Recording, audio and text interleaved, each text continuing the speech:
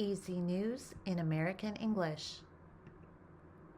4 deaths likely caused by carbon monoxide poisoning. On Christmas Day, 4 people died in a home in New Hampshire.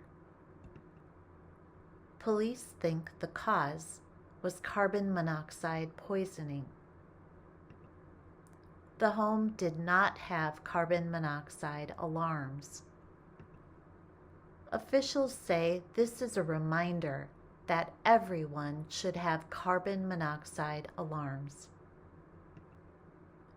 They want to raise awareness about carbon monoxide safety.